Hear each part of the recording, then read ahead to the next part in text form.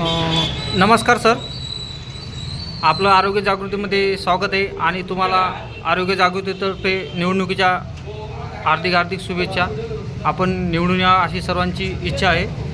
आम्ही आरोग्य जागृतीतर्फे तुम्हाला काही प्रश्न विचारतो, तुम्ही आम्हाला त्यांचं उत्तर द्या. आपल्या वार्डातील आपण कोणत्या वार्डामध्ये उभे आहात?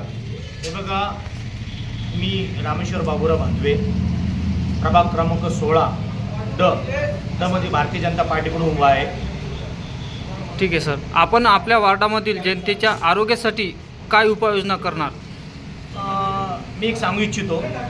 2015ला मी भारतीय जनता पार्टीकडून इथे नगरसेवक राहिलेलो आहे कोकडपुरे वार्डामध्ये.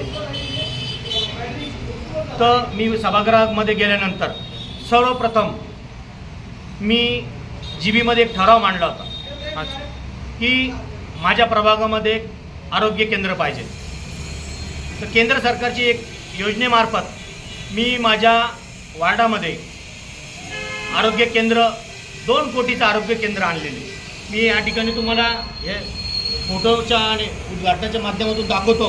हे बघा आरोग्य केंद्र, हे मी निवडून आल्यानंतर 1 वर्षाच्या आत आरोग्य केंद्र इकडे दाखव आरोग्य केंद्र मी उभारलेलं आहे. हे आरोग्य केंद्र तुम्ही बघू शकता. त्याच्यानंतर आरोग्याविषयी तुम्ही विचारलं की आरोग्याविषयी काय काय केलेलं आहे. ठीक आहे, तर आता मला सांगा, आपल्या वार्डामधील जे मनपाचं आरोग्य केंद्र ओपन केलेलं तुम्ही, त्यामध्ये चांगल्या सुविधा मिळण्यासाठी आपण काय करणार? ऑलरेडी तिथे चांगल्या सुविधा आहेत. म्हणजे तिथं आपल्याला सगळं प्राथमिक उपचार आपण म्हणतो, थंडी ताप, त्याच्यासाठी तिथं आपले डॉक्टरची एक पथक आहे, पूर्ण टीम तिथं. प्रथम उपचाराचं पूर्ण तिथं हे आहे. त्याच्यानंतर सलाईन लावण्याची व्यवस्था आहे. त्याच्यानंतर लहान मुलांना जो डोस असतो, लहान मुलांचा त्या डोसची पण व्यवस्था केलेली आहे. त्याच्यानंतर दर मंगळवारी महिन्याचा 2रा मंगळवार त्या ठिकाणी आपल्या लहान मुलाचे वार्डातले 9 जे बालक आहे त्यांचा जो बूस्टर डोस असतो, 2-3 डोस असते लस, त्या लस त्या आरोग्य केंद्रात पण आहे. माझ्या नगरसेवकचं जे ऑफिस आहे त्या ऑफिसमध्ये पण दर महिन्याच्या दर मंगळवारी 2रा मंगळवारी तिथं आरोग्य केंद्राचं शिबिर असतं. त्या महानगरपालिकेच्या माध्यमातून तिथं लहान मुलांना लस दिली जाते. आपल्या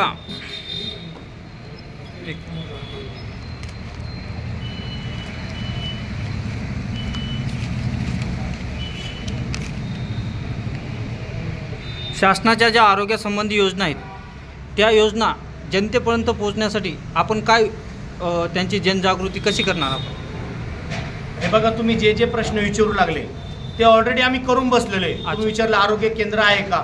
आरोग्य केंद्र आहे. हे बघा, आम्ही मोदी सरकारची जी आयुष्यमान भारत योजना आहे त्या योजनेचं महिलांसाठी लाडकी बहीण योजना आणली होती देवेंद्रजी. तर आम्ही त्यांच्या लाडक्या बहिणीच्या योजनेचे पूर्ण फॉर्म भरून दिलेले आहे. त्याच्यानंतर आयुष्यमान भारतचं जे कार्ड आहे आरोग्यासाठी 5 लाखाच्या ज्या आजचं जे ऑपरेशन असतं ते पूर्ण त्याच्यामध्ये होतं. तर त्याचे पण आम्ही फॉर्म भरून घेतलेले आहे आणि त्या योजना ऑलरेडी आम्ही दिलेल्या आहे. सर, शेवटचा प्रश्न, युवकांच्या वाढत्या बेरोजगारी व वाढत्या व्यसनासाठी आपण काय करणार? या ठिकाणी देवेंद्रजीच्या माध्यमातून आपली ऑरिक सिटी जे आहे, बरोबर, ऑरिक सिटीमध्ये ऑलरेडी रोजगार म्हणजे ऑलरेडी आपल्याकडं मोठ्या मोठ्या कंपन्या येण्यास सुरुवात झालेली. मी तुम्हाला सांगू इच्छितो, तुम्ही ऑरिक सिटीमध्ये एक चक्कर मारा. बरोबर, स्मार्ट सिटीमध्ये ऑरिक सिटीमध्ये तुम्ही एक चक्कर मारा की तिथं ऑलरेडी किर्लोस्कर कंपनी, इथर, त्याच्यानंतर अशा बाहेरच्या विदेशी कंपन्या ऑलरेडी इथं काम चालू झालेले. निश्चितपणे बेरोजगारीची समस्या होती शहरातील लोकांसाठी, प्रभागातील मुलांसाठी, त्या समस्या आता दूर होण्याचं चालू आहे. बेरोजगाराचा जो महत्त्वाचा मुद्दा, छत्रपती संभाजीनगर हा उद्योग नगरी झालेली आहे, औद्योगिक नगरी झालेली आहे. आणि ही औद्योगिक नगरी तुम्हाला येणाऱ्या काळामध्ये छत्रपती संभाजीनगरमध्ये मुलं भेटणार नाही, कारण की इतक्या मोठ्या कंपनी येणार आहे.